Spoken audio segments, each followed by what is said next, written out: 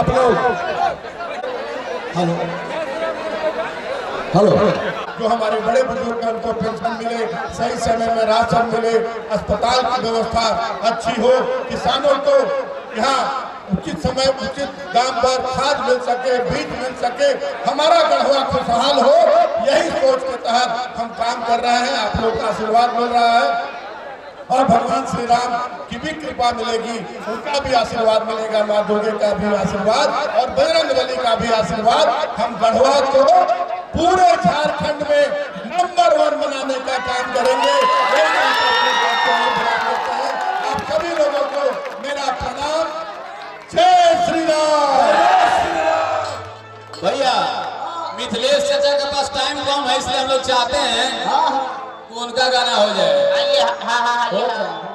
Hello, हम लोग के आदर्श माननीय मंत्री जी के द्वारा कलाकारों को ये 2500 रुपए का सम्मान मिला है कि ताली बजाइए एक बार आप लोग।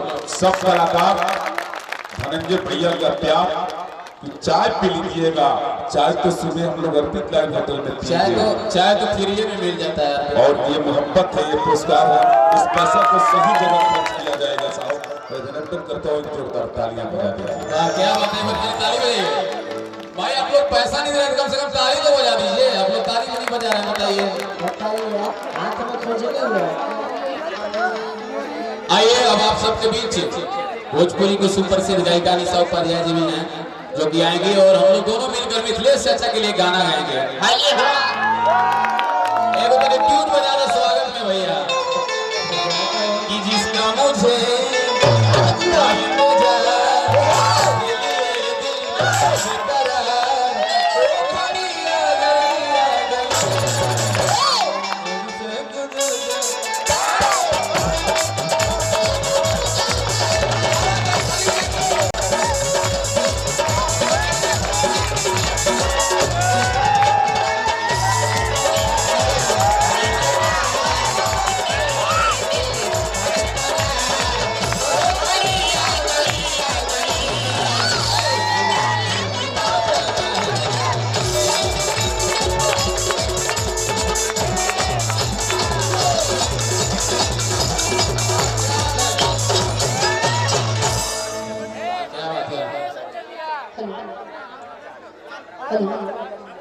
थोड़ा सा उठा दीजिए, पूरा उठा हुआ है। इतना साउंड खराब नहीं मिला था ना कहीं? अच्छा मिला ना, मिला था झारखंड। ये है झारखंड। गा रहे हैं, बोल रहे हैं। अच्छा लेकिन फिर भी चलिए भाई थोड़ा सा उठाओ, वोकल थोड़ा खोल दीजिए। मैं सुना ही नहीं दे रहा कि क्या बोल रहे हैं। और आइए, आप बहुत ही सौभाग्य की बात हमारे लिए कि आज इस झारखंड की पावन धरती पर आप सभी हमारे भगवान श्रोतागणों से मिलने का मौका मिला है, ये सौभाग्य प्राप्त हुआ है। तो आप सभी तमाम श्रोतागणों को निशा उपाध्याय की तरफ से यहीं से पैर छू करके प्रणाम करते हुए ताली बजा जोरदार ताली। और खास करके हमारे लिए आदरणीय गरीबों के मसीहा और सबके दिलों पे राज करने वाले हमारे मिथिलेश जी भी उपस्थित है, उनके लिए जोरदार तालियां बजा दीजिए। और ये सौभाग्य प्राप्त हुआ जिनके कारण ये पूरे कमेटी के लोगों के लिए एक बार जोरदार तालियां बजा दीजिए, क्योंकि ये सौभाग्य प्राप्त होता है। आप लोग इतना संगत देते हैं, इतना साथ देते हैं, तो ये प्यारा सा माहौल बनता है। हमारे प्यारे जनता जनार्दन श्रोतागण यहाँ पे उपस्थित हैं, तो बहुत बहुत शुक्रिया। आइए मैया रानी के दरबार में आगे बढ़ते हुए और आप सभी के लिए कहना है क्या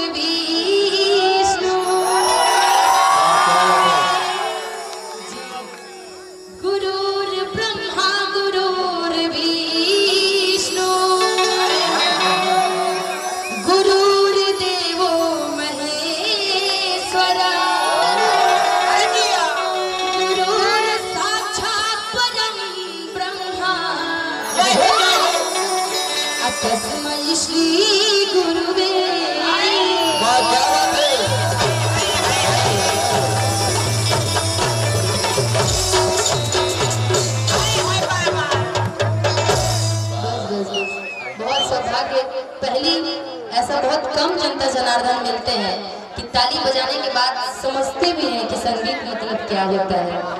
तो ऐसे जब हमारे श्रोतागण जहाँ पे मिल जाते हैं ना, कलाकार का दिल गदगद हो जाता है। फिर तो सारी रात आप लोग गवाते रहिए, झुमवाते रहिए, हम आप ही के लिए आए हैं। तो बहुत सौभाग्य है हमारे कि आप लोगों से मिलने का इतना प्यारा सा मौका मिला है। तो एक बार आप अपने लिए ताली बजा दीजिए। आइए छोटा सा वंदना हम मिथिलेश जी के लिए कहना चाहेंगे क्या? किसैया के दे देलु नौकरी, हमरा के दे देलु बेटा। ये हमारे प्यारे गरीबों के मशीह हमारे मिथिलेश जी के लिए गा रहे हैं। ऐसे तो हर एक पत्नी अपने पति के लिए बोलती है, लेकिन अभी हम कलाकार हैं तो अपने आदरणीय मिथिलेश जी के लिए। किसैया के दे देलु नौकरी,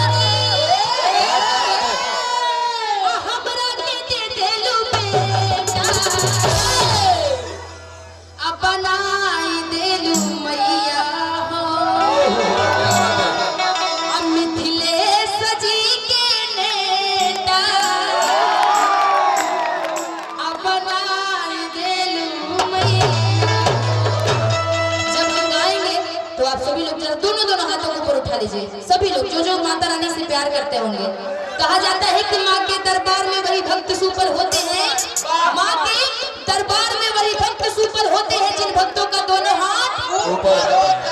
जरा अपना प्यारा हाथ अपने ऊपर उठा करके मैया रानी के लिए एकदम, और इस गाने पे झूठ करके ताली बजाइएगा। कैमरे वाले भाई भी इधर वाले को नहीं बोले उठाने के लिए क्या?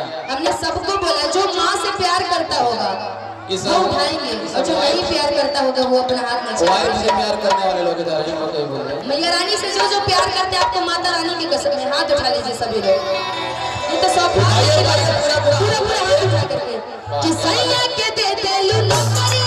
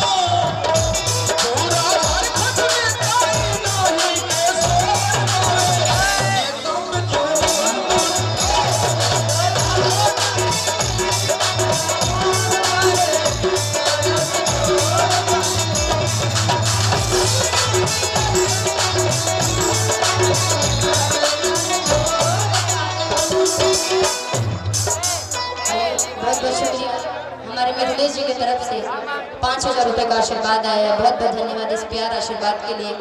और ये मेराल पूर्वी है, मेराल पूर्वी डीडीसी भावी प्रत्याशी अशोक राम जी जिनके तरफ से 200 रुपए का आशीर्वाद आया है। बहुत बहुत शुक्रिया इस प्यार के ताली बजा के बात करें, ताली बजा दीजिए। क्योंकि हम कलाकार हैं, दिन रात आप सभी के लिए अपने लिए मेहनत करते हैं हम लोग। कल हमारा कार्यक्रम गोपालगंज सिवान में था और आज सीधा बिहार से एक ही बार झारखंड, बड़ा दूरी तय करना पड़ता है। लेकिन जब कलाकारों को भगवान स्वरूप जनता जनार्दन का ये प्यार मिल जाता है ना, तो कलाकार अपनी थकावट भूल जाती है, सोचती है कि नहीं भाई अब क्या बिहार जाए, मन कर रहा है कि झारखंड ही रुक जाए। और आप कहिए तो रुक जाओ पक्का। लेकिन इस बार माफी चाहूंगी क्योंकि कल मेरा फिर कार्यक्रम बक्सर जिला में है, तो फिर मुझे जाना पड़ेगा। और आप सभी से बता दूं कि कल कुछ परसों मेरा जन्मदिन है, 12 अप्रैल को मेरा बर्थडे भी है। भाई हैप्पी बर्थडे टू यू बोल दीजिए कम से कम आप लोग। केक और प्लस में केक खाने के लिए भी आ जाइएगा। बिल्कुल, आज 11 अप्रैल तो आज ही मैं यहाँ पर आप सबके लिए केक जरूर लेकर के आती है, सेलिब्रेट करते हैं। बड़ा प्यारा सा भाई एक बार पहले ताली बजा के आप लोग आशीर्वाद दीजिए। वाह क्या बात है। उपस्थित कमेटी के पूरे लोगों को, इस देवी धाम मंदिर परिसर के मेराल गढ़वा के जितने भी हमारे भगवान स्वरूप जनता जनार्दन है, आप सभी को कोटि कोटि अभिनंदन है, बार बार स्वागत है, अभिनंदन है। हमेशा ये प्यार जो दे रहे हैं ना आप लोग देते रहिएगा।